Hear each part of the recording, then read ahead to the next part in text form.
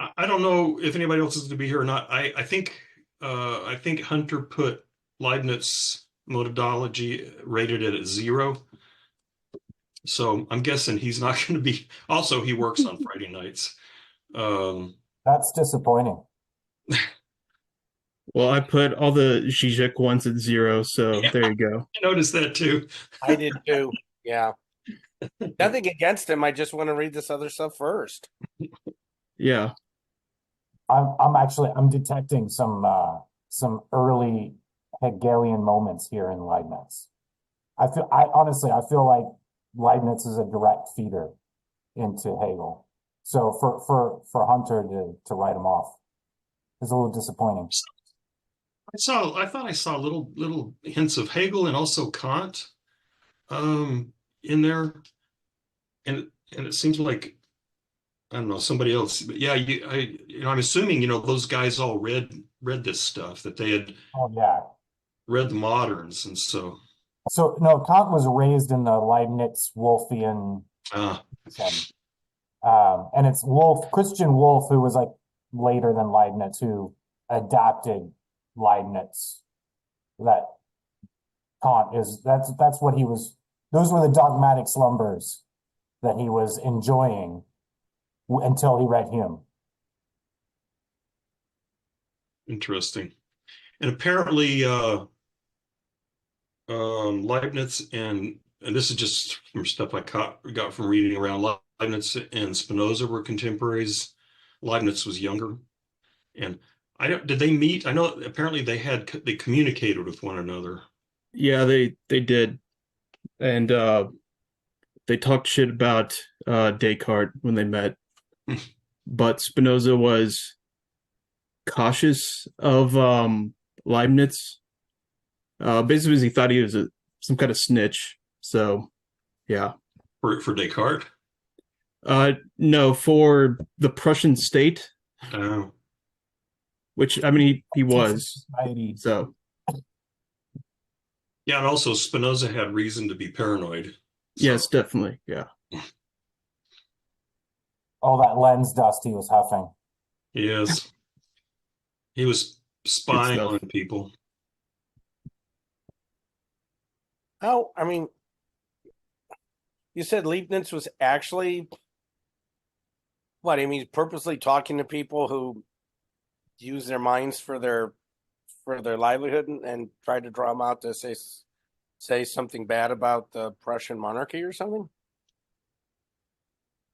Uh, so I don't know a lot of the details of it, but he was also, he's a like the prototypical polymath genius who not only was a philosopher and mathematician and all these things, but he was also a diplomat and he was involved in the German state. But I think it's more so that I think what Spinoza was uh, worried about telling Leibniz was just simply his ideas were too heterodox. You know, um, he didn't want and he knew that the ethics he would not be able to publish in his lifetime.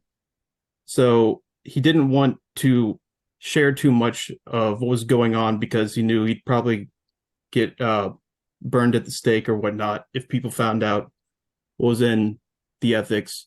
So he just had to be cautious about what he would actually tell Leibniz about his philosophical system. Because Leibniz is definitely he has that inclination towards orthodoxy, I guess you could say, in some way. But at the same time, yeah, very innovative ways about how he goes about doing it, which is what makes him interesting.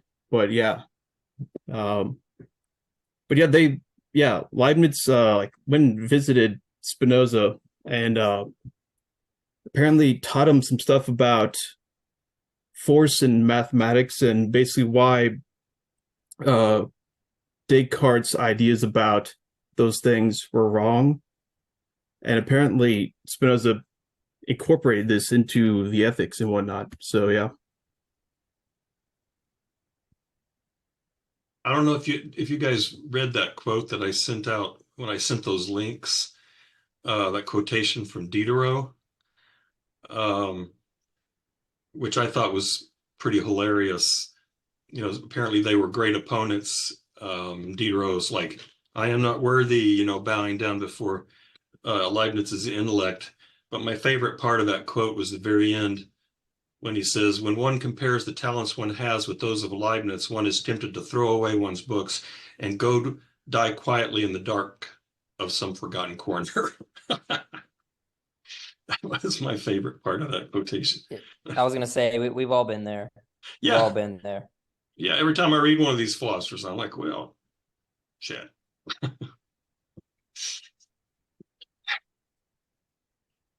Yeah, so apparently Leibniz taught himself Chinese,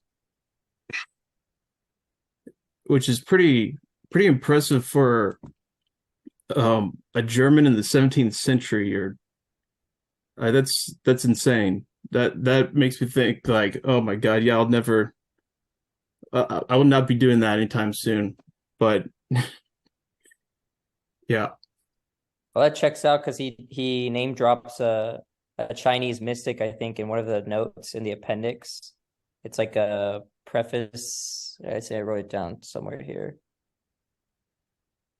It might be from Preliminary Discourse, section 10, note 6. It's like after the actual monadology text. I But he remember. talks about that. I think I remember seeing some about that. He mentioned something about a Chinese sect, and but the name sounded German. It was FOE with an umlaut. Yeah, that's it. Yeah, and I've never heard of that in my life, but I was like, is that Chinese, really? Okay. I tried to look something up on that and I can't remember what I found, but I don't remember. Yeah, By the way, I guess you guys probably picked this up from what I was saying, but the reason I feel like I have to justify that if you look at the reading schedule, why it is so crazily, the length is so variable, is because I'm assuming that we're going to be reading those sections from the Theodicy concurrently, and it's a pain in the ass to jump back and forth, um, but they, I have read, actually, I've read some of the stuff I'd read said you can't, it's hard to to really figure out what Leibniz is doing in the monadology if you don't know what some of this other stuff.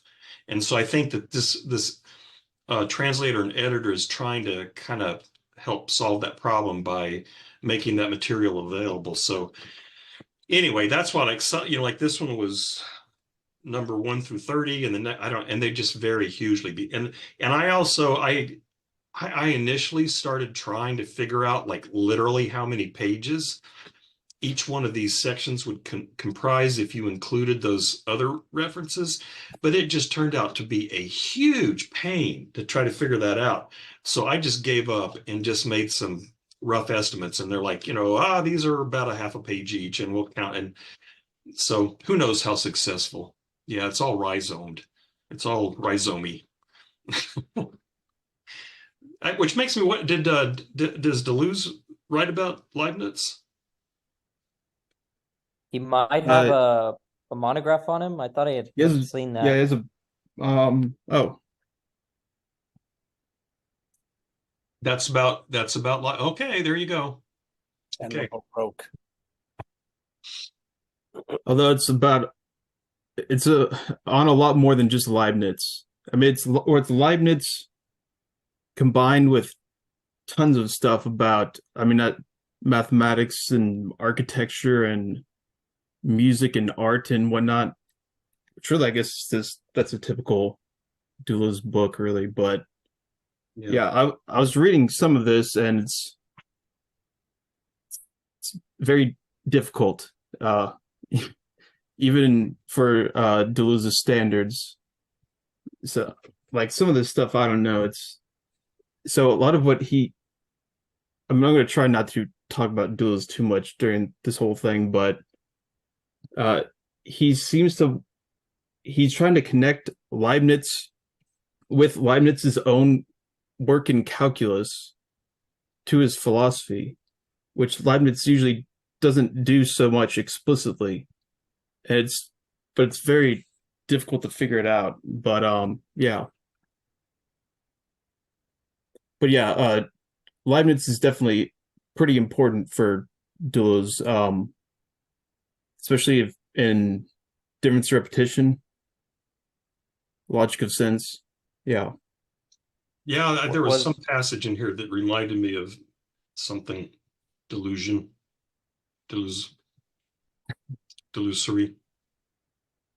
I was gonna ask if Deleuze was a professional mathematician, or to what extent is that incorporated in his like domain or Yeah, so he definitely wasn't a mathematician, but he was definitely very familiar with it. And so the other thing is, I forgot who made this point, but so for Americans, because our math education is really bad, it's kind of inconceivable to us. That you either do one or the other, but uh, the French had a really good mathematics and science education at that time. So he would have gotten a good start from that. But he had some kind of I don't know if it's like a fellowship or something, where in some kind of science institute where he went and talked to a bunch of kind of the leading figures in different sciences. That was in the 60s, I believe. So that's why he talks about a lot more than just kind of like conventional science. So that's where he talks about stuff like complexity theory and whatnot. Um, yeah. I found a paper. I've just been skimming through it, but about Leibniz and Chinese philosophy, and apparently he the reason that guy, I don't know who Fo was, but part of his reference is to Chinese missionaries, European missionaries to China, and then apparently he was aware of similar people had drawn similarities between some of Spinoza's ideas and some sects of Buddhism. So apparently Spinoza was kind of looking at some Chinese philosophy, but it sounds like he was more familiar with Neo-Confucianism.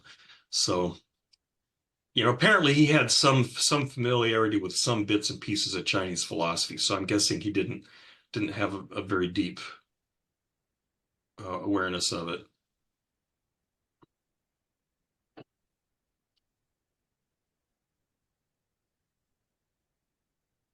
Well, I don't know if we should just, I don't know how to approach this. The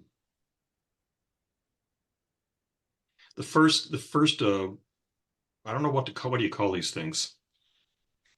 The first, I was I, wondering that as well. I was actually gonna ask because I figured that somebody here would know, but then I looked it up and it said that, well, at least I was trying to find the symbol for it and the shortcut because I take notes down and I wanted to have that there, and they just call it the section symbol. So hmm. that's what I And in thought there the would be a more, you know, sophisticated name for it, but in the you know in the theodicy references, he just calls them M, M1, M2. So I don't know. Anyway, the first one, the monad, is a simple substance which enters into compound, simple, meaning without parts. And then I immediately wrote a note that, Euclid's definition of a point is that which has no parts. And I thought, oh, that's what he's talking about. But then a little while later, he's like, no, I'm not talking about math. And he explicitly says that. So I'm not sure what to make of that, unless that he because maybe he thinks mathematics is purely um uh ideational or something, and that he wants something that is like a substance. Maybe that's Yeah, so I think that is what he considered math was it was, I forget his actual term for what he calls calculus, but it's something like a well-founded fiction or convenient fiction or something like that. It doesn't mean so much that it's false, obviously, but more so that, yeah, I thought of it as kind of like ideal and at best kind of, I think comparative or metaphorical, maybe. But I think also consider that point that makes sense. I know he says that it's not the monad isn't a mathematical point, but it's a metaphysical point, Yeah. I believe. I may be wrong about that, but I think I remember seeing that somewhere. Well, but did you see it's an M8 on page 15? He not only says monads are not mathematical points, but it seems like he extends it even further and he says the line cannot be composed of points. That really threw me for a loop. I don't understand what he means by that. What I wonder, I don't know, but what I wonder if he's saying there is that, if a point has no if a point has no dimension, I mean, this is sort of a fundamental problem in mathematics, but if a point does not have dimension, how can you line points up and get a line? Because, and the problem is that, the line is infinitely divisible, and, people have known this since the Greeks, and it just raises all sorts of problems. But I'm wondering if that's what he's saying. If you can't get a line by adding up an infinite number of points, is I suspect what he's saying, something like that. Yeah, I think that's exactly what he's saying, which is that's a thing that's been going on with mathematical theory since, the ancient Greeks. But yeah, it's the same point that, it's kind of like Zeno's paradox kind of thing. If you just have these points, then they're static, they don't move. How do you get from one to the other? Doesn't exactly work. You need a line, which is something it's going to be, has to be kind of qualitatively different than just a collection of points. So really, I guess I have a metaphysical point still in my head, but really it makes sense to be that he's talking about a line, I guess, but then if you have a line, that's extension, and then you have parts, and then suddenly that's not a monad anymore. But I guess I want to say, okay, well then the monad would need to be a line, but yeah, at the same time, you can't really do that. Yeah. What I want to know is then I mean, it's a similar problem. How do monads fill space? I mean, I assume he's going to tell us that eventually, but if a monad has no dimension, then because at least from what I got from this first part, it sounds like there are monads and then there are collections of monads. And so if things are collections, I mean, collections probably not the right word, but if assemblages of some kind, but how do those assemblages fill space if it's just a bunch of, zero-dimensional monads? But he's brilliant. He's going to answer that question. I just have no idea what the answer is right now. Well, yeah. Does he use mathematical terminology a lot? I mean, I was just thinking of the word set in math, right? Isn't a set a collection of? Yeah, although I don't know so contemporary set theory developed, I don't know, like in the early 20th century. I don't know if I think so. There's probably some equivalent concept, but I don't know. So so I actually got the book. Oh, and cool. I read the commentary section for the first 30, whatever the hell they are. I want to say propositions, but I know it's not right. But so the commentator translator guy, Strickland, he talked quite a bit about that problem you're just talking about, Nevid, with the going from the simple to the composite. and he basically says that in the monadology he doesn't really cover that. Oh, bummer. Yeah, and even then he only gives kind of some short answers to that about, okay, how do you get from the monad, the simple, to the composite? Because so you can have these monads don't have any, they don't have extension, they don't have shape, um all these various things like that, because they're not physical. But then yeah, you have a, what is the term you actually, like an aggregate or a composite, yeah, compound, I guess, of these, that is what eventually gives you these kind of macroscopic, and those would then be considered bodies or your regular kind of composite. But the way he gets to, you get to those, it's not really clear. He says something about how it's really kind of something like a mental, really a mental distinction of some type about what actually makes something a composite. So, but yeah, there's something like a few pages in this commentary thing about that, where it kind of goes into different possible theories, kind of trying to figure it out, but it's not, basically doesn't really have a great answer, it seems like. Otherwise he probably would have just put it as, number 3 on here or something. At least that's my guess. It's a hard thing to figure out. Like how do you go from something that has no extension to something that has extension? It's the same thing of just going the other way of, well, if it's a point, then how do we get these lines? If the line is the composite, monads are the points. Yeah. Did you when you were talking, Chase, did you see 16?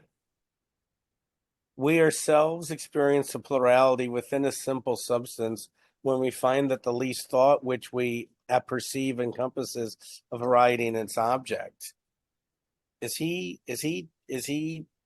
honestly trying to, I mean, is this epistemology? I mean, is he saying things are a certain way, but because of the way we perceive them in ways that gives them greater range, or he uses the word plurality, than they actually have?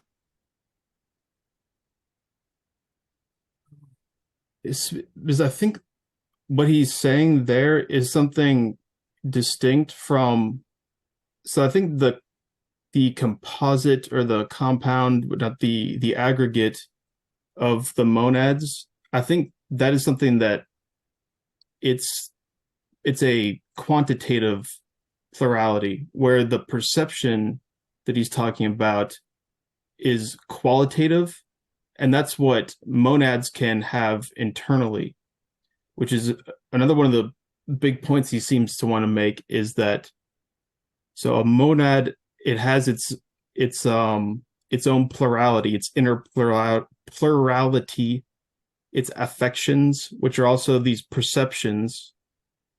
This is the thing where, the monad reflects the rest of the universe, the world, whatnot, these living mirrors, and then that becomes its perception, and that's going to be this kind of qualitative plurality, its qualities, and those are the things that change and alter and whatnot, and that's kind of the whole the life of the monad.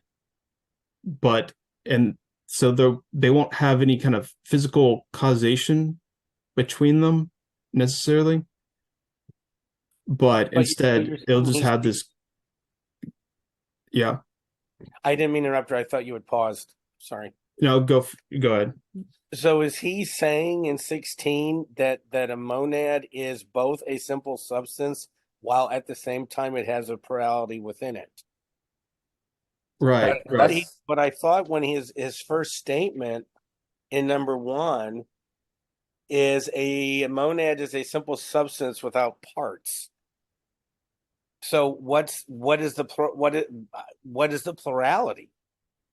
I mean, it's a very old problem that goes back to at least to the scholastics, because the scholastics had the same problem with God, because they wanted to say that God is simple, because they wanted God to be a single unity. And yet they also had to say that God, and I can't remember what words they used, but that God had, I don't know. I mean, it's probably one reason, like in Spinoza, he talks about modes, right? Because you want the thing to be a single unity. It can't have parts, but it has to be able to do different kinds of things. And so, that's something like that, like a single thing that has, what's the word he used?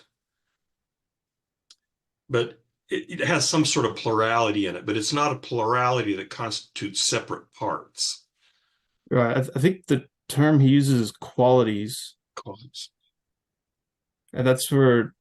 But yeah, that's exactly what he's trying to get at, is that so the monad, it does have some kind of inner complexity, but it's just not an extension complexity which would make it more than one thing. That's what it's kind of a difficult point, but I get what it's definitely, he wants to keep this unity, mainly because it's the system of judgment. One person gets one monad and is responsible for those actions. So it's all about keeping this unity between the person and the monad. How do you keep that unity, but then still have some kind of alteration within that? That's where it's kind of, he's saying that there's going to be multiple qualities, and those are always changing. And you can only have that change if there's multiple ones, while staying the same thing, ultimately, that metaphysical identity that's the monad. Yeah, it's confusing, but I think that's definitely one of the things he's really trying to get at. So it's just that there's a variety of objectives that a monad can take on, and that it remains the simplest substance that we can, or not that we can perceive, but that exists, or because I think so substance. So a monad is a simple substance which doesn't have parts, and then that's going to be the main thing about the monad that he's going to say, in terms of it doesn't have those extension of multiple parts otherwise. But when you have multiple monads that then compound together somehow, then those become composite substances or aggregates or whatnot, and those are bodies, I believe he's going to say. But the actual monad itself has this other kind of plurality, which is not quantitative but qualitative. Number 13, he says, this complete specification must encompass a plurality within the unity or the simple. For as every natural change takes place by degrees, something changes and something remains, and consequently, in the simple substance, there must be a plurality of affections and relations, even though it has no parts. And then these affections and relations, I'm not sure how the relations works out, but in 14 and 15, what I gather from there is he calls the passing state, which I assume is like passive qualities, and that's perception. And then in 15, you have an internal principle which brings about change, and that's appetition. And so I'm wondering if these are the two main qualities then, perception and appetition, passive qualities and active qualities. there was another one that I had gotten confused with in 14, apperception or apperception. Yeah. I I didn't make as much sense of that as I would have liked to, because it does get brought up in the rest of the other little sections. What isn't he saying in 14? I mean, isn't he explicit where he says perception, it has to be distinguished from consciousness? Yes. which is apperception. Right. I guess. How do you do that? That's what Well, I'm saying. I can't conceive the difference between consciousness and perceiving something. I don't. Well, imagine a very simple organism. You might have a really simple organism that clearly perceives in the sense that it takes in sensory data and reacts to it. But that doesn't necessarily mean it's aware that it's perceiving. Oh, it's like that example that he gives with the beasts, then, right? And feelings, or is that? Yeah, he gives a lot of examples on this point. That's also the whole another one of the his main points in this section is this distinction. So yeah, he wants to. I mean, it's pretty. He doesn't use the word unconscious, but he's clearly talking about in unconsciousness, these perceptions that are not conscious but still perceived, and so it seems like there's still different kinds.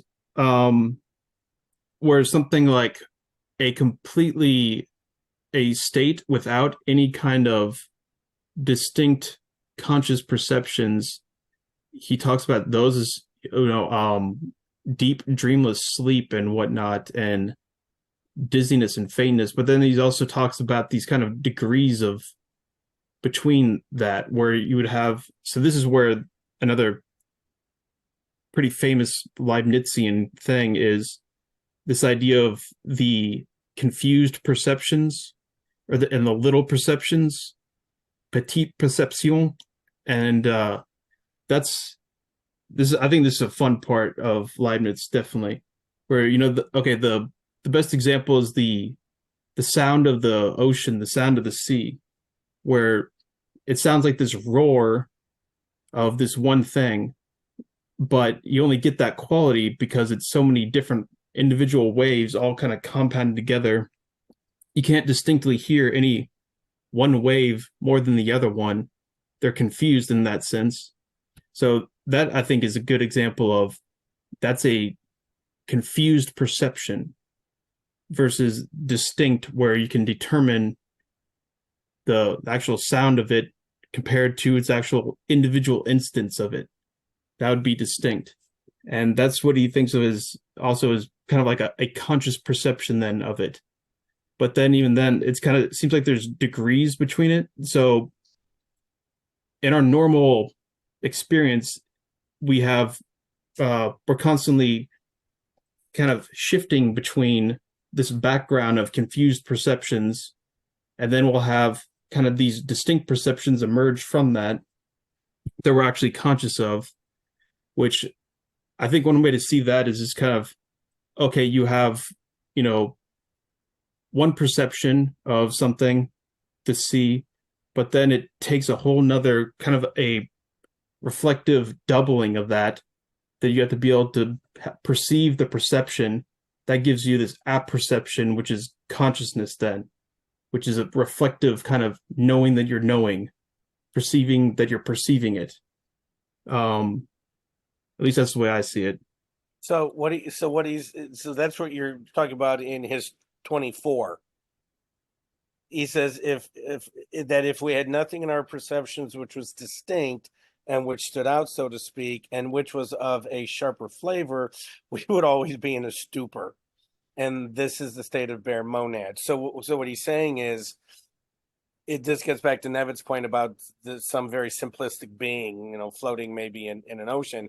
There is perception, but that's actually a lack of a better term, a lower level understanding, and consciousness is much broader, deeper, much more important. And self-aware. think is the big thing. That's the apperception part. So, if everything is a monad, then everything has this property, or every monad have these properties of perception and appetition, including, inanimate things. But it's only, certain kinds of, I don't know what, arrangements of monads in which you get consciousness, or is it certain kinds of monads? That's what I don't know, because he seems to think that correct me if I'm wrong, Chase, but that like human consciousness is a monad, or like, is that correct? Like my soul, if you want to use, is a monad, or is it like a collection of monads? Yeah, so this he hasn't really gotten into this. I think he'll get more into it later. So this is more from what I've heard or read outside of what we read, but I think when he talks about these composites of monads and how they're kind of like structured in a hierarchy, and usually there'll be something like a soul monad that's kind of like the central leader of the hierarchy of the composite, and that's what he sees as that'll be where the apperception is and whatnot, I think. So you think that perception comes about from a hierarchy of simple monads? Yeah, so you'll have it'll be one monad, I believe. Ultimately, they'll be kind of like your soul. Okay. I think. And that will be the one that's kind of in charge of the composite, which will be your body. Wow, starting to sound a bit like Nietzsche here. Yeah. Yeah. At least that's the impression I got from the random sources that I've looked at about Leibniz. I was gonna ask where had you pulled that wave crashing example from? That was from Leibniz as well. Yes, which I think. Let me see. I think I can find the source for that because I know that in the commentary talks about that. So that was number 21.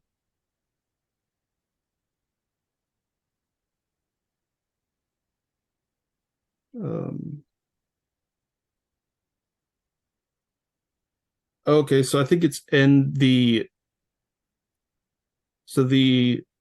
citation here is for NE, which I believe that's the new essays on human understanding, or is that what it's called? What is it with to be a early modern philosopher, you have to have a goddamn essay named New Essays or on Human Understanding or something like that. Like, every single one has it. Something like that. But Yeah. I think it's New Essays on Human Understanding. I think that's what it's called. And it's giving page 54 as the is that for 90s? Yeah. Also LTS 272. I don't know what that is in reference to. I didn't include it in the excerpts, but there's a page that has all the a key to the abbreviations.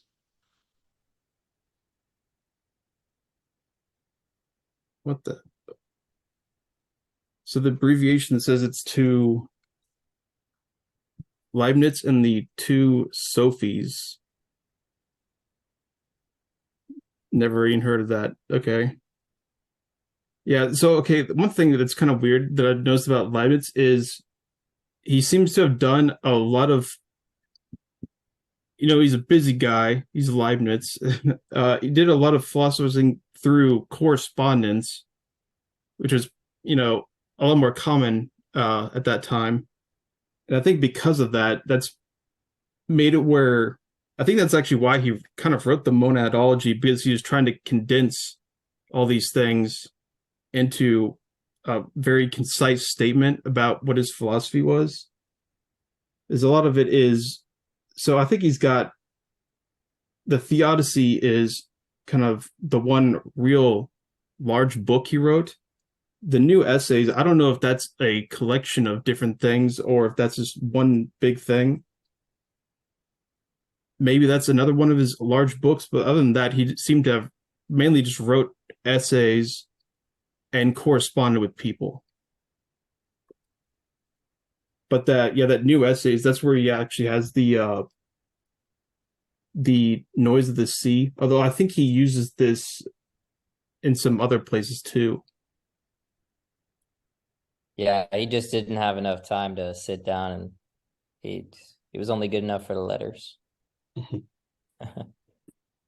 know, with regard to that unconscious thing, I was um that sparked in my memory this comment that he makes about Mr. Bale. I don't know who Mr. Bale is, but someone whom he disagrees with. And in the section 401 from the Theodicy, which is in page 258 in this, he says, you know, Mr. Bale says, and he quotes him at length, you know, this is Bale, it is a surprising thing that nearly all philosophers have thought as common folk do, that we actively form our ideas.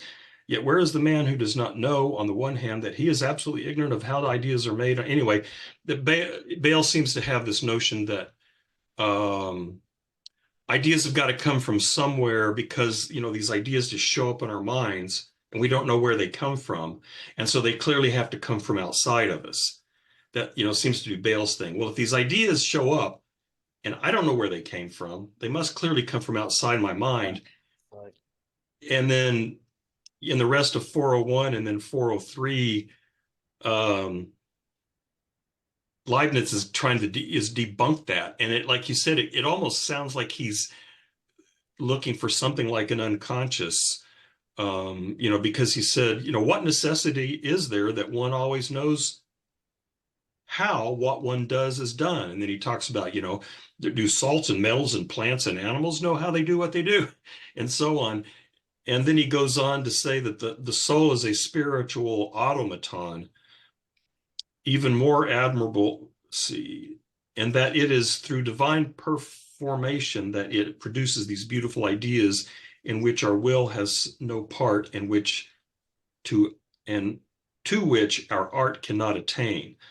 The motions developed inside bodies are concentrated in the soul by representation, just as in an ideal world, which expresses the laws of the actual world and their consequences, with this difference from the perfect ideal world, which is God. The majority of perceptions in the others are only confused. But anyway, so it seems to have this idea that, you know, these ideas, they show up in our minds from from bodily affections, it sounds like.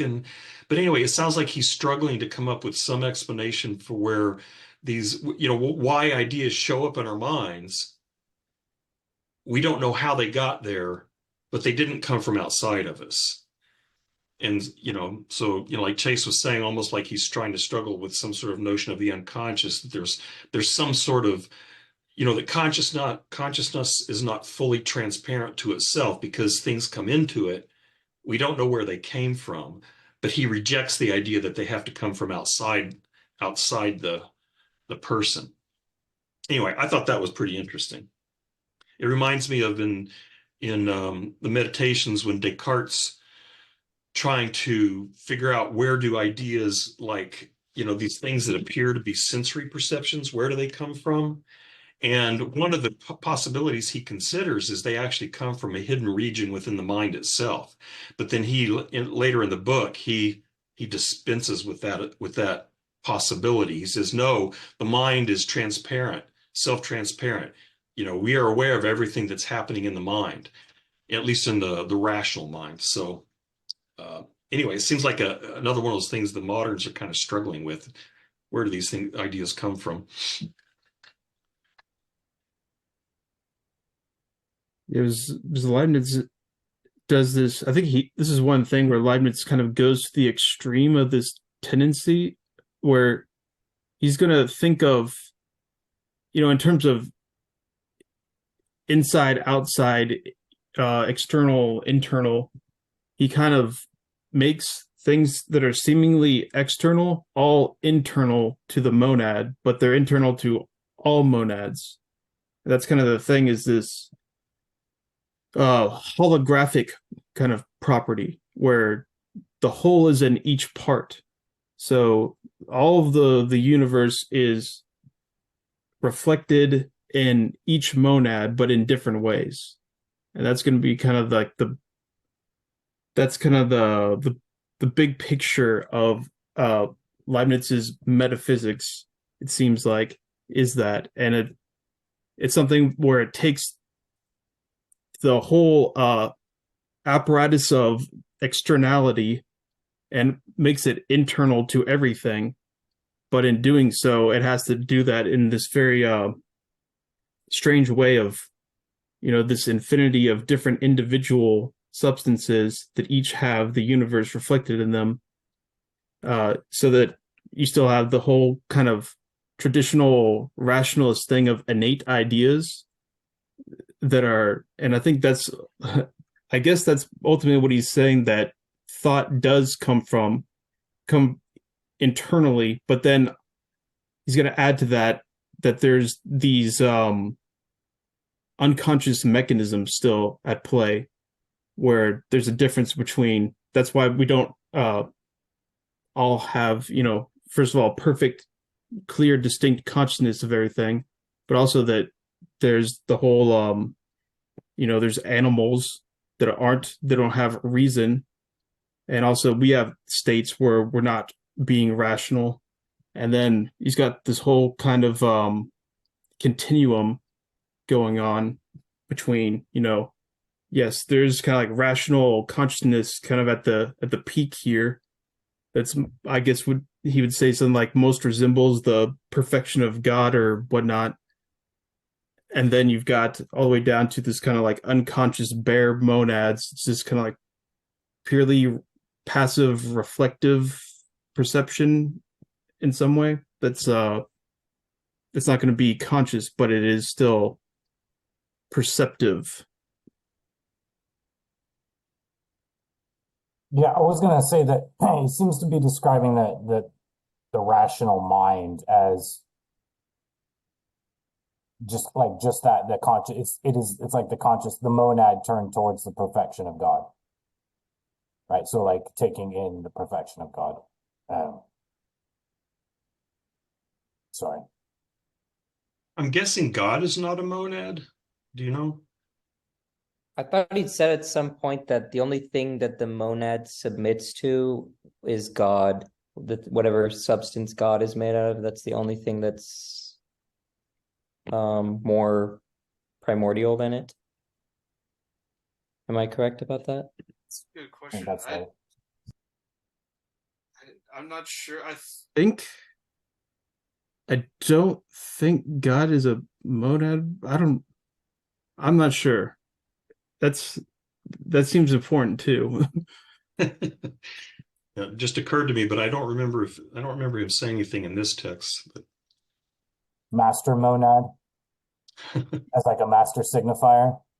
Well, on 30, which is at the bottom of page 19, beginning of page 20, he starts talking about the knowledge of necessary truths. But then he says, thus that in thinking of ourselves, we think of being, of substance, of the simple and the compound, of the immaterial, and of God himself, by conceiving that which is limited to, by conceiving what is limited in us is boundless in him.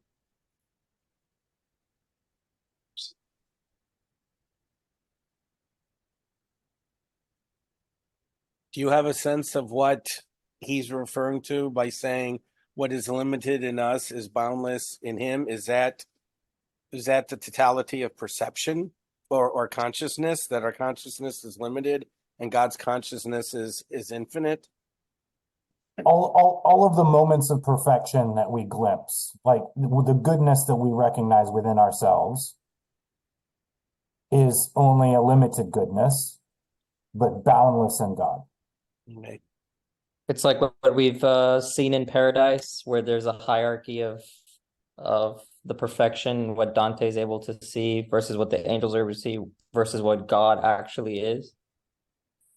Yeah, I'm sorry. Go ahead, Eric. No, I was just going to interject real quickly. I meant to bring this up earlier, but I think this is a really choice reading after reading Schopenhauer and Divine Comedy, because it really does kind of drive, from Schopenhauer, the whole principle of sufficient reason, like going backwards and looking at that, in its genesis and development in Leibniz, but then also very much Theodicy, right?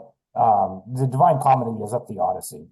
And this is very much the Odyssey. So I don't know. This is like, I know we didn't plan it to read Schopenhauer and Divine Comedy and then, to wash it down with a little bit of Leibniz. But I don't know. There's some unintentional harmonies here.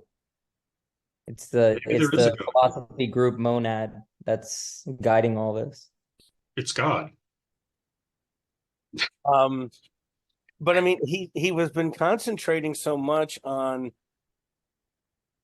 to me, perception and consciousness, distinguishing them, but also trying to elucidate what they are. And remember, he's in 30, he says, he's using the word knowledge, necessary truth, and he uses the word think. And then, and then he even says, in thinking of ourselves, we think of being, of substance, of the simple and the compound. So, I mean, I understand I would think that part of this is about a much greater consciousness than what we could ever hope. I mean, following what you said, Eric, but it isn't just one element of goodness. God's infinitely good. Isn't God infinitely conscious? I mean, there can't be a broader consciousness than God's. I would assume so. So I can't help but think of this as a kind of sort of like a Neoplatonic emanationism, where you've got, the kind of the one principle that's the ultimate transcendent thing, the one, the good, the true, the beautiful, whatever. And then you've got these degrees and stages of diminution from that principle. And I think that's what God is. God is kind of like the ultimate perfection of perfection, or it's whatever, qualities you can say is part of that. God has that as kind of in an absolute manner or an infinite manner. And then individual things like monads or souls or whatnot are going to be different levels or degrees that are derivative and of that. So they'll share it to certain degrees. I think that's what he's talking about when he's saying that, there's monads are limited, but then there's this infinite kind of thing that's God. I think that's basically what he's saying. It's, it's the traditional kind of Christian thing of we're finite and limited. God's infinite, knows everything. Yeah. I'm going to second that emphasis on the Platonic Trinity, the good, the true, and the beautiful. I've been reading Beiser's Diotimous Children, not the struggle against subjectivity that was offered in the reading. But Diotimous Children is it's an investigation of aesthetic rationalism, which is the aesthetic the take on art that was developing in Germany prior to Kant. And he identifies Leibniz as a main inspiration for what these later guys would be doing and talking about art and the ideal forms of art. And it's very much with Leibniz and Wolff, and then some of these later guys, looking at art in the context of the good, the true, and the beautiful, and this classical trinity being a unity. Who did you say that was that you were reading, Eric? I'm sorry, I was away for a little bit. Beiser, Diotimous Children. Is that a German Pfizer, like PF? No, Beiser. Yeah, and Baumgarten's like up in there, right? We're about to, Yeah, Baumgarten's, yeah, he's considered the father of aesthetics, right? And Beiser's making a claim like that's a very, that's conventional and there's some truth to that, but open it up. Look at Leibniz, look at Wolff, and there's another figure. The name is eluding me right now, but these were equally important pivotal figures in the development of modern aesthetics. It's mostly Baumgarten wrote the first one. He used the term in his treatise Aesthetica. Yeah, I think I got that from some footnotes in the Critique of Pure Reason, or maybe of Judgment. I can't remember. Yeah, it's going to be Judgment where it's going to be mostly pertinent. Yeah, there's no need for Kant to visit Baumgarten in the first critique, but certainly in the third critique. What was the name of the title of that book? The Diotima's Children. Diotoma. Oh, like no. So yeah, Socrates' lover and teacher. I don't speak Greek, so my pronunciation might be way off, right? But okay, yeah. Yeah, I see a title of his that was, I don't know if it was recommended at one point or somebody had put it in one of these channels about the struggle against subjectivism. Right. Yeah. Yeah, that's Beiser's summary of German idealism. And no, he has a separate book which is just called German Idealism. oh, really? Yeah, okay. Which is more of a summary of German idealism. Like struggle against subjectivism is a summary of idealism with a particular axe to grind, if you like. Yeah, I used a chapter from that book in my 19th century course because,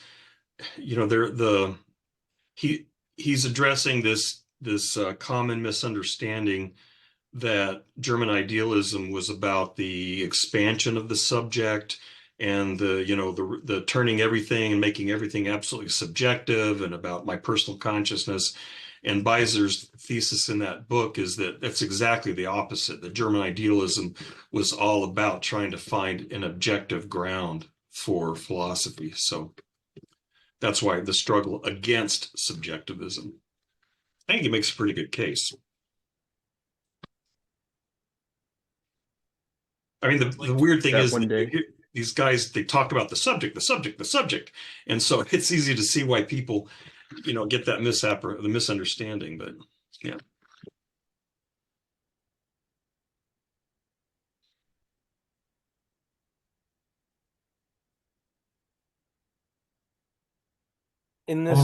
I'll recommend Diotima's Children for anybody who's interested in aesthetics and the development of aesthetics. There's some good stuff in there. Maybe I should recommend that to Enrique.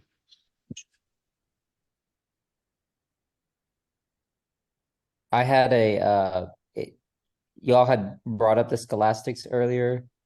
I just was not familiar with that group of people. Whereabouts are they? They get a bad rap, don't they, Nevitt? What's that? The scholastics. They're not touched on a lot. They get a bad rap. Yeah, so they're the so-called Dark Ages was the Middle Ages. There was actually a lot of really good philosophy happening in there. It was happening primarily in the context in these religious contexts. So there was a lot of Islamic philosophy, there was a lot of Jewish philosophy, and there was a lot of Christian philosophy. And Christian philosophy in that era is called scholastic philosophy because it was the philosophy of the schools. During that era, the first universities developed in Europe. And because the whole, that whole part of Europe was Christian, almost the whole intellectual world in that part of course there was again the Islamic and Jewish regions, but and so my short version of what scholastic philosophy is it was so like Averroes was in that era, but Averroes is in the over in the Islamic part doing the good Aristotelian Islamic philosophy, and the Christian, like the Islamic philosophy, Christian scholastic philosophy was this merging of uh, Greek philosophy and Christian theology. So, it starts out with Plato. Eventually, when the Muslims move back into Europe, they bring Aristotle, and so then the Christians adopt Aristotle, and then you also have the skeptics and all these other Greek schools that get mixed in there. So scholastic philosophy is just this sort of Greek and Roman synthesis with Christian theology and philosophy. And it, I didn't recognize it so much until we started reading Spinoza, and I've have to do Descartes in my class, then Leibniz. But this whole period, this modern era, you can really see this transition from scholastic philosophy into toward the Enlightenment, and you see all these scholastic elements in Leibniz and Descartes and Spinoza, and then late modern era you start getting these Enlightenment aspects, and they start stripping out some of the scholastic content. But you really see a lot of like all this emphasis upon God and all of that is a lot of these are scholastic ideas. I mean, on the other hand, they badmouth the scholastics a lot, but they're at the same time borrowing a lot of scholastic stuff. Yeah, and contrary to popular mythology, right? There weren't dark ages, and the philosophy that was undertaken, even though it was undertaken in a theological context, there was development that was necessary for like kind of Nivet was indicating, for the modern era to get off the ground. It's not the case that like a simplistic Renaissance generation would tell the story that all we had to do was forget all the dark ages and reconnect with classical antiquity and re-begin the project from where they left off. It's not the case at all. That very much modern era inherited developments within scholastic philosophy. Yeah, I mean, I don't know a whole lot of scholasticism, but the more I learn about scholasticism, the more I see it reflected in in these modern philosophers like Descartes, Spinoza, and Leibniz. Thank you. I wasn't aware that there was a term or grouping together for those people. I don't know if there is a general term for so the scholasticism, in my understanding, is specifically this Christian philosophy in that era. I don't know if there is a similar term for because I'm interested in actually developing a course in that. With regard to Islamic and Jewish philosophy, I don't see a term like scholasticism. It just seems like it's Jewish and Islamic philosophy during that period. I don't know of any general I think term. they would have just seen themselves as Aristotelian, and also say Muslim or Jewish or whatnot. And then the really influential people within that then had followers that would probably refer to themselves as, Maimonides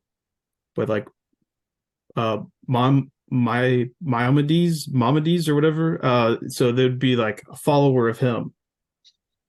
But yeah, I think the scholastics that would be specifically that the Christian schools that followed Aristotle, particularly from Aquinas, but obviously extends to a lot beyond Aquinas.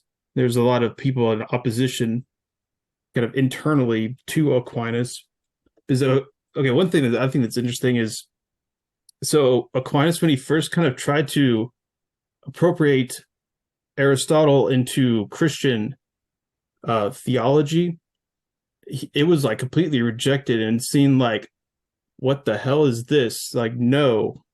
And it was considered pretty much like heretical. And it wasn't until quite a bit later that it was seen as, okay, now it becomes like straight up orthodoxy. But that was quite a bit later than that.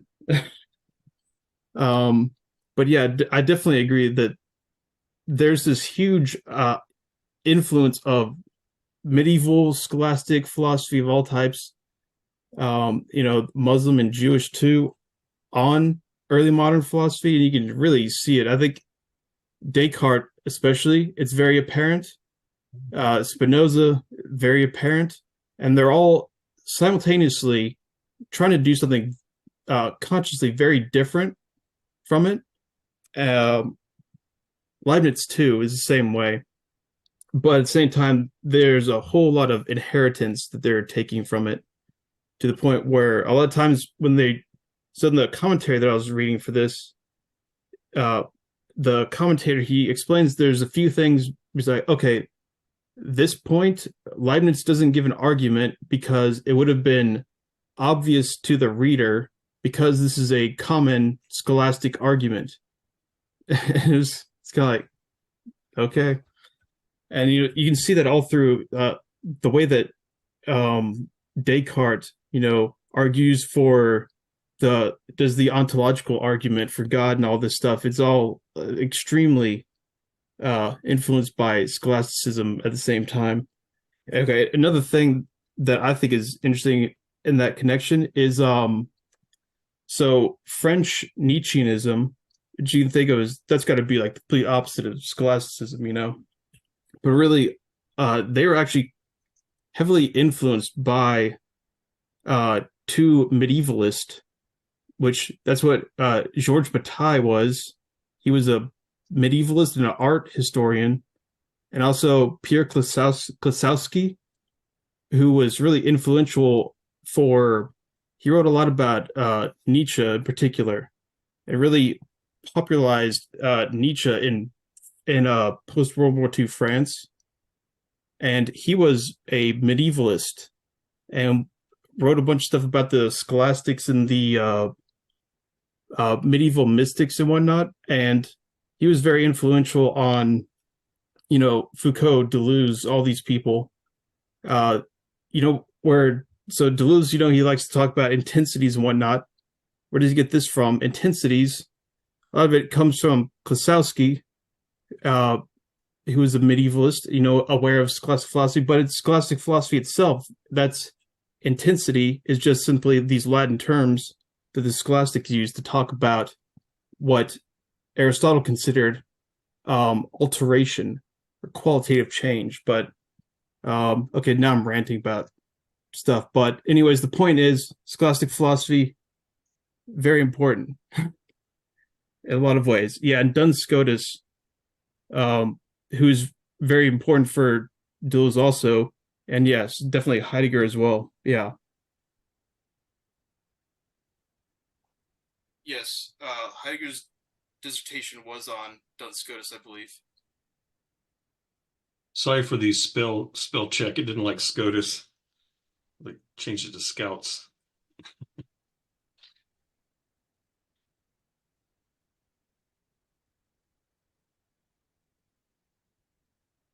And they have a lot of weird vocabulary. Like Descartes uses he uses this term objective and formal reality, which the definitions sound exactly the opposite to me of what they ought to be.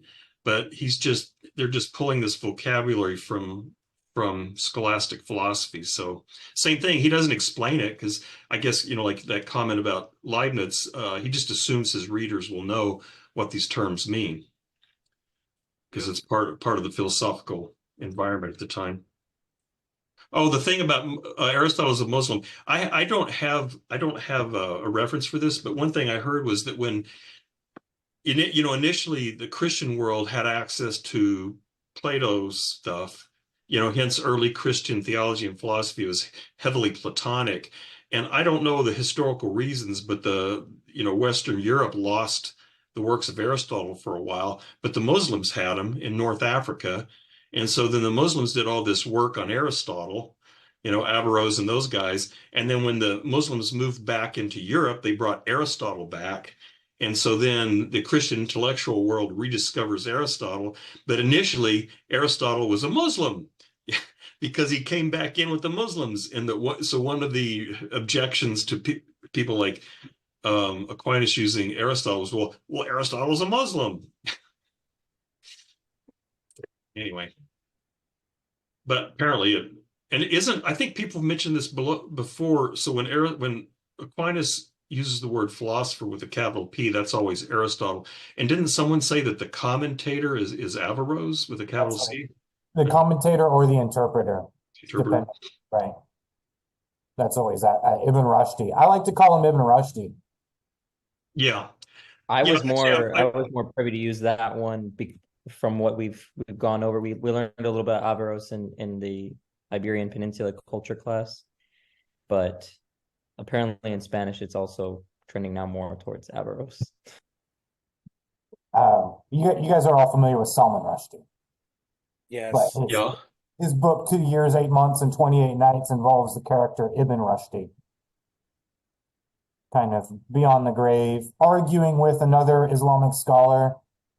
I forget who it was. He had a foe who wrote The Incoherence of the Philosophers, and Averroes Ibn Rushdi was like, he wrote a refutation of the incoherence of the incoherence.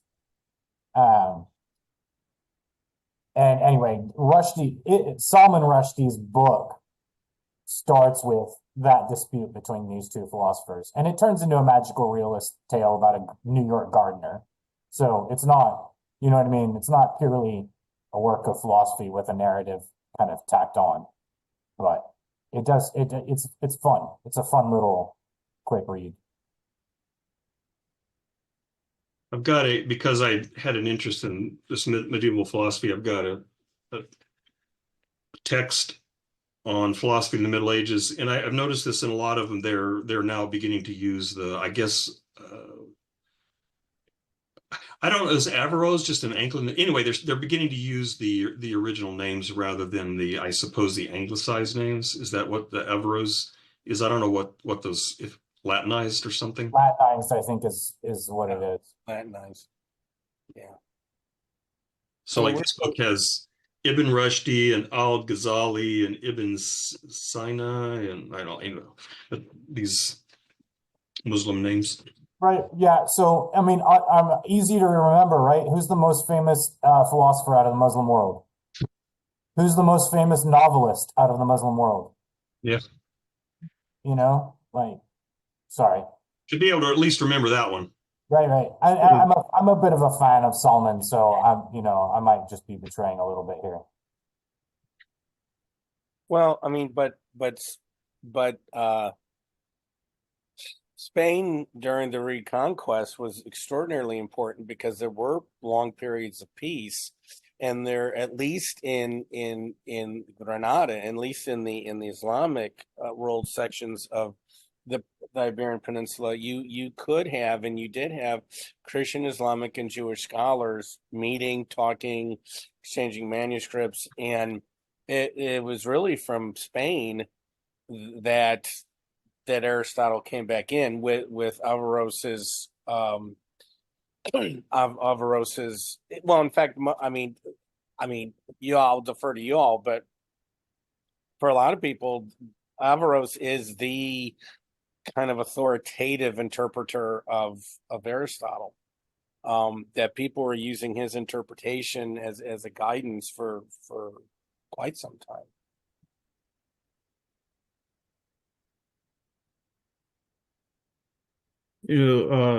Speaking of Latinizations and also satanic verses and whatnot, so there's one part it's in the sections of the Theodicy that were referenced, section 87, which is page 189 and 190 in the book. But on 190, I found this part. I like this. Okay, so this word entelechy apparently comes from the Greek word, which means perfect. For that reason, the renowned Hermolas Barbarus expressed it literally in Latin by this word. I think is awful. This word hurts my brain so much. Perfectihabia. I don't know. I see that word and I hate it. But anyways, since actuality is a realization of potency, and in order to learn just that, he had no need to consult the devil, as he is said to have done. That's good to know. Thanks, Leibniz. Although I'm kind of sad. I would be very interested in any philosophy where the devil came up with it. Anybody has any leads, I'm open to that. That's because you're a fucking Satanist. Yep. Luciferian, but yeah. Yeah, I mean, and interestingly, later in that same paragraph, he said I have shown elsewhere that the notion of entelechy is not entirely to be scorned, and that as it is permanent, it carries with it not only a simple act of faculty, but also that which is called force, effort, conatus, from which action itself must follow if nothing prevents it, which reminds me of Spinoza, right? That conatus. And the next sentence is, the faculty is only an attribute, or rather sometimes a mode. Then Spinoza would be like, well, which one is it? Like that's an important distinction. But for Leibniz, it's like, some are attributes, some are modes. Not gonna explain that, but there you go. Yeah. Spinoza would just be like, come on, man. Yeah. No need to consult the devil to learn that perfecta habia, it was from entelechy. That's just that's great. I think probably the devil invented that word, I'm guessing.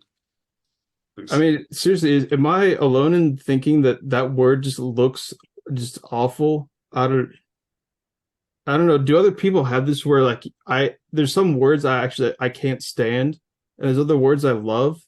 Entelechy is an awesome word. Perfecta habia is that looks just like, that looks fucking awful. I hate it. It's just, oh. My rational intellect threw up in its mouth just a little bit when it read that. So yeah, I'm with you. Okay, good. Glad I'm not alone in that.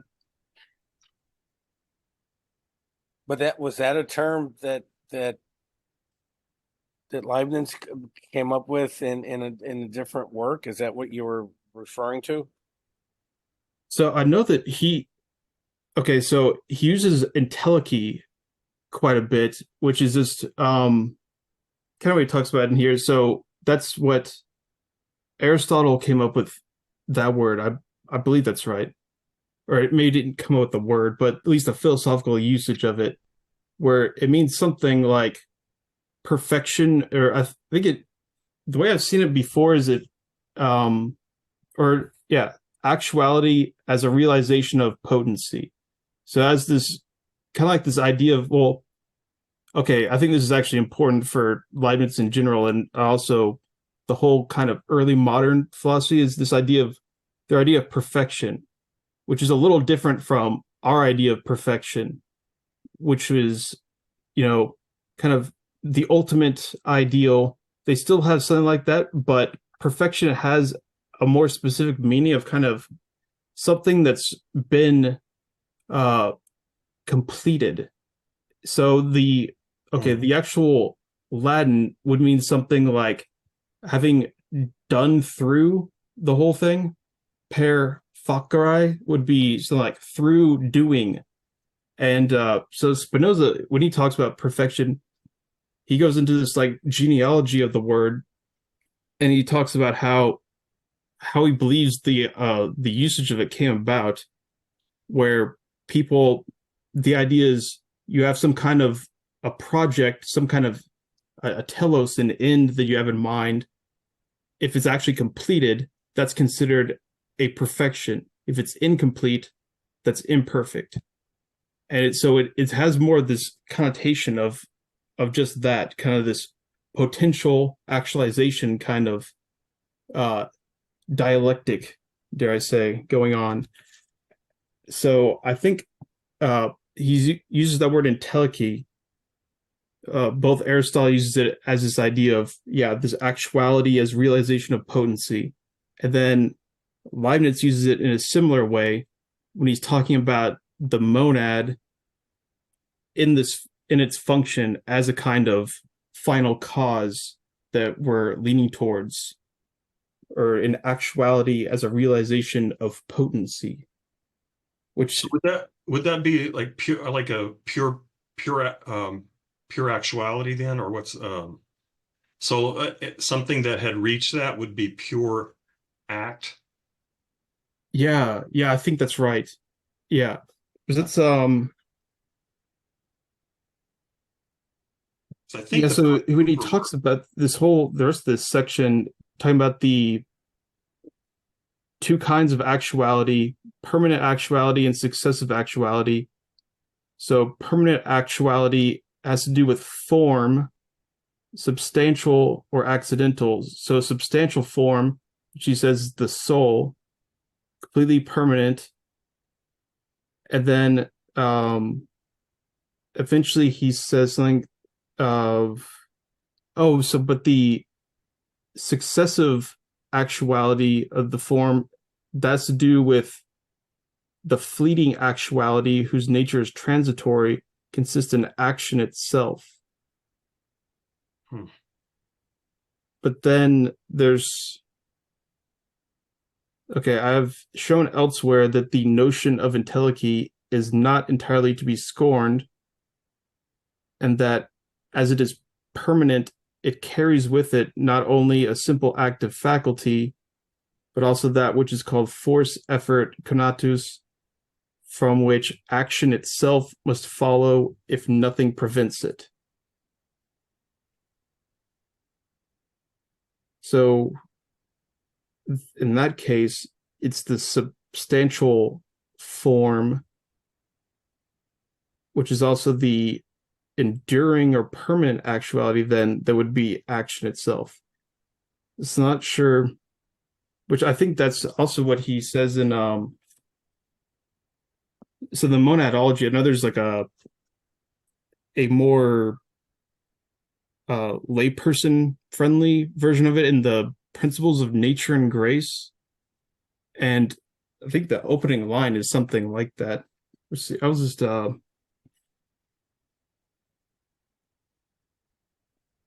substance is a being capable of action, is the first sentence.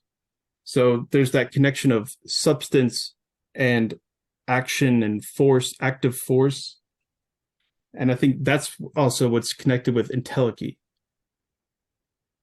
So it's, like any kind of philosophical system, he's got these kind of string of synonyms that are referring to, for the most part, the same thing, but different aspects of the same thing. And I think that's just that's part of them. Is part of it is this line that he's talking about, where he's talking about, well, I think what he's going to call active force is also something that, or in conatus is also something like that, entelechy for him, which will be a monad, but I think a particular state of a monad that is active in its force. Where I think I think bare monads are actually capable of passivity in some way. I'm not sure about that. Actually, that's well, just from that thing we'd read earlier about perception and affection, it sounded like just a monad as such has some passive capacities and then active capacities, both. That's because he called the perception the passing state, which encompasses and represents a plurality within unity, is nothing other than what is called perception. And so it seemed like perception is this passive. He says the passing state. I'm reading that as a passive quality to receive perceptions, but then appetition is the action of the internal principle, which brings about change from one perception to another, may be called appetition. So there's this passive aspect and this active aspect, it sounds like. that makes sense. Yeah. I mean, what I'm wondering is, this seems, and this is a little counterintuitive, maybe to the modern mind, is that the sort of end state or completion, the reach, the achievement of a telos is pure activity rather than a static state. I wonder if he's suggesting that, because I think, like for Aristotle, the prime mover is pure activity, right? There is no potency left. It is pure activity, and so yeah, I guess you could, I don't know if he probably calls it a substance, but it's not, we think of, I tend to think, I'll put it that way, that when something is complete, it's now static. It's just, you're done. It's a static, complete thing. Whereas this notion seems to be no, when the completed state is one of pure activity, when all potency has been converted into activity, something like that. Does that sound plausible? Yeah, I think that's the whole kind of Aristotelian kind of, which I agree with you that I tend to think of that as, especially as a completion, that sounds like a static thing to me. But then I would say ancient Greek philosophy in general is kind of obsessed with negating time for the most part, and these ideas of kind of static intellectuality and essence and whatnot. But where Aristotle, at least slightly more than Plato, where Plato, okay, yeah, the forms are going to be these things where there's no time or anything going on, but then at the same time you have they participate in the world of sensory objects, and those the world of becoming is, he gets a lot of this from at least his version of Heraclitus, Plato. So he still has, it's a derivative kind of thing compared to the intellectual, ideal, timeless forms, but he still does have some aspect of dynamic, dynamic concepts from Heraclitus, although he's trying to curtail them because the Greek mind is terrified of chaos and change and whatnot. And Aristotle, somewhat the same way, but he kind of brings it more down to earth, as in this is inherent within substances and forms, which aren't necessarily, forms aren't, this kind of Platonic heaven thing, but instead seen as potential and actual. And then I think, when actuality is this active state, as you can think of actuality. And then Leibniz, I guess, seems to, for the most part, kind of keep that Aristotelian aspect. Although I'm not totally sure about that. I don't know. I try to pay attention to the kind of like the active passive thing. I guess he hasn't just really gotten around to it in that much detail yet, but something to keep an eye on, definitely.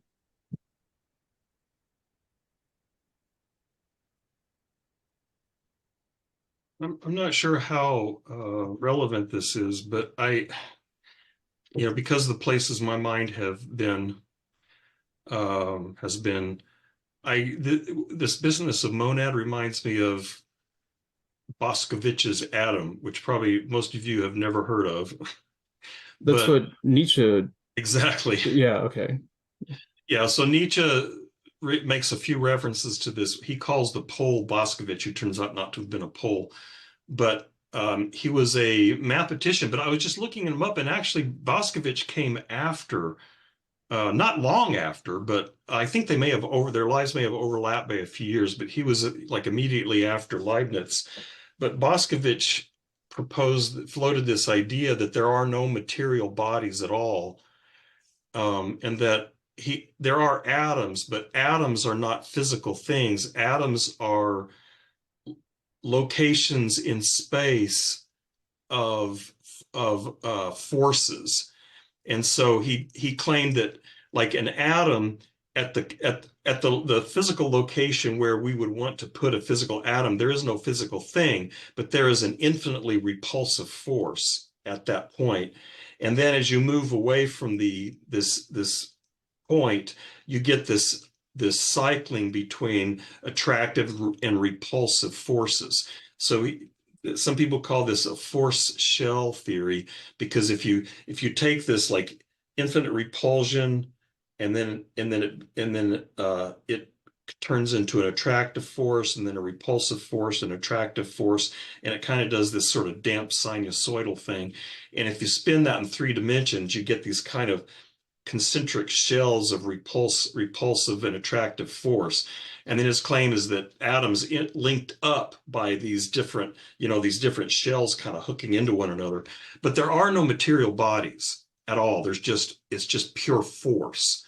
And some historians of science cite this as one of the earliest sort of precursors to quantum theory in the sense that that constituting everything by force without recourse to material bodies.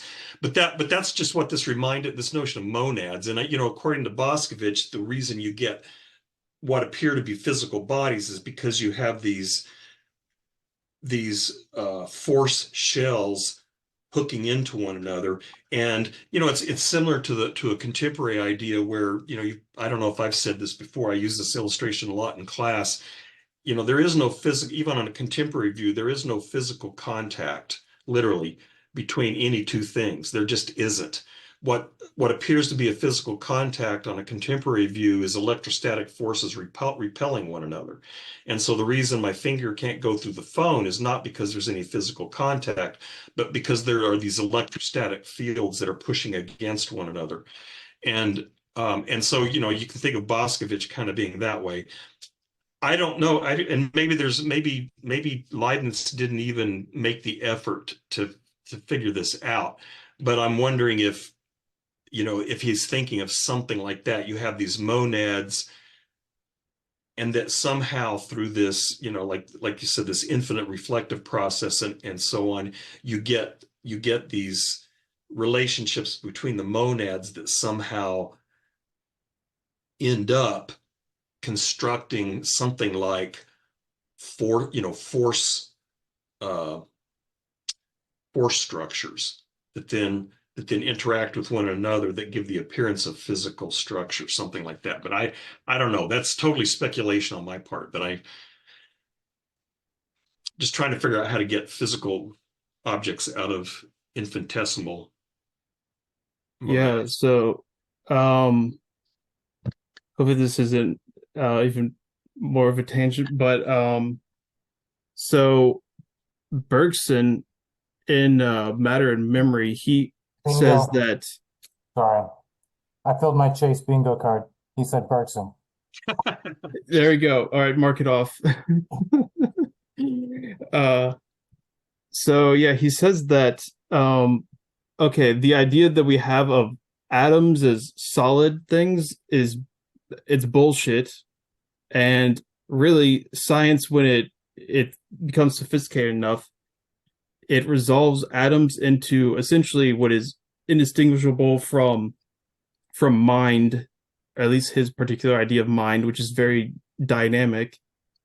And he talks about some aspects of kind of the latest physical theory, I think he called it at the time, as pertaining to this. And one thing he talks about is the idea of atoms from Faraday, which I can't remember the first name, but Michael. Michael, yeah. Yeah. And he says the atom may even retain its individuality for our mind, which isolates it, but the solidity and the inertia of the atom dissolve into movements or into lines of force whose reciprocal solidarity brings back to us universal continuity, which that seems very Leibnizian now, kind of in retrospect, I guess. But it has the same idea that eventually atoms kind of go back into, they lose their solid aspect, and instead it's replaced by this concept of force, and also these kind of like lines of relations and continuity. So kind of, atoms are seen as, kind of like the ultimate discontinuous particle kind of thing. Still, once again, it retains this idea, goes back to continuity, which is that's another thing for Leibniz puts a lot of emphasis on, is that continuity factor. So I wonder exactly, yeah, I mean, obviously Leibniz is too early for kind of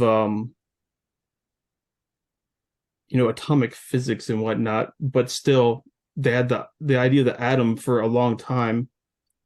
And even then, the ancient atomists, their idea of the atom was a lot more interesting than I think people take it as kind of like this really kind of stupid, simple idea of just kind of like these solid little pebbles of things just bouncing around the void. But actually, I think Lucretius and whatnot had very sophisticated ideas about how these atoms worked, and they actually were closer to what we'd see as kind of like liquids, flows, than kind of solid particles of things. That they had aspects of turbulence and whatnot. But yeah, I think the whole thing about like force and connection and continuity, that's going to be kind of really central for Leibniz, and also in how he's going to inspire people, I think, afterwards, at least the people that I care about, in the same vein of thinking about, okay, what is the dynamic here?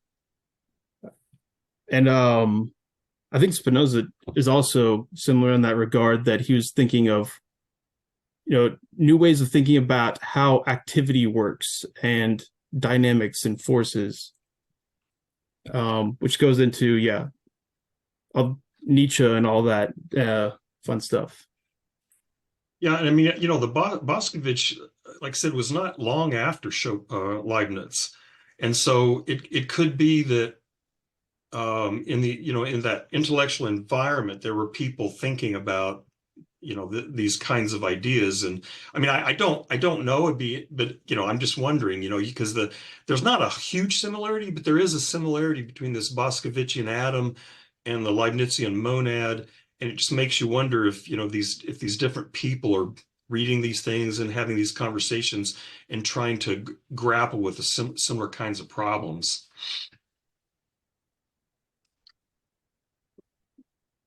Eric, I see the quote you put there, which reminds me, yeah, so we should definitely say that, yeah, so monads are definitely not physical atoms, which I think that was the biggest point that Leibniz had against kind of atomic theory, was more so that it was physical than anything, I think. Because for him, physical material things are always going to be composites. And that's exactly what is not a simple substance, but a composite substance. Oh, that's a Hegel quote. That's weird. Can't like that one. So, okay, I just thought of this random fact. Why not say it? But what's interesting, okay, Marx did his dissertation on those ancient atomists. I think like Epicurus and Democritus. So, I mean, there's not much writing left over. Lucretius.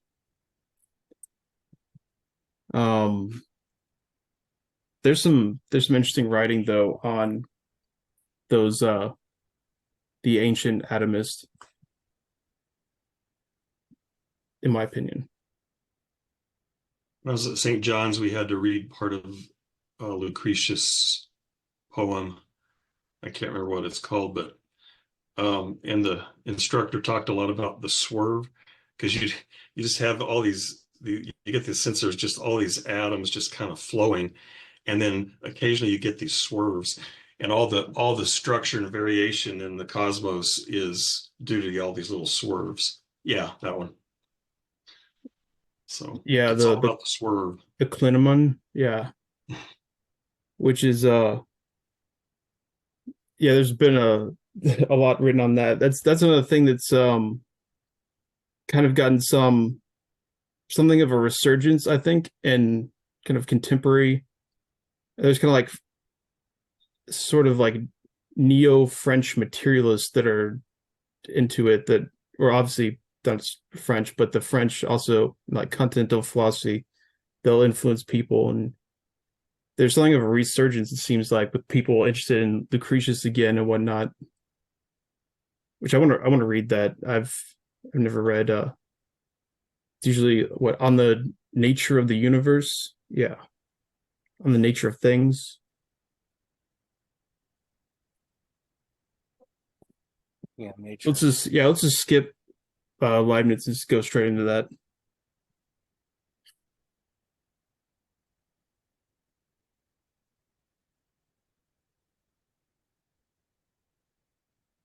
Well, we're getting close to the end here.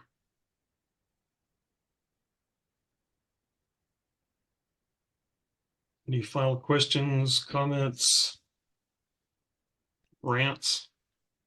No, let's not do rants. Could rant forever. God, I could think so many things to rant about.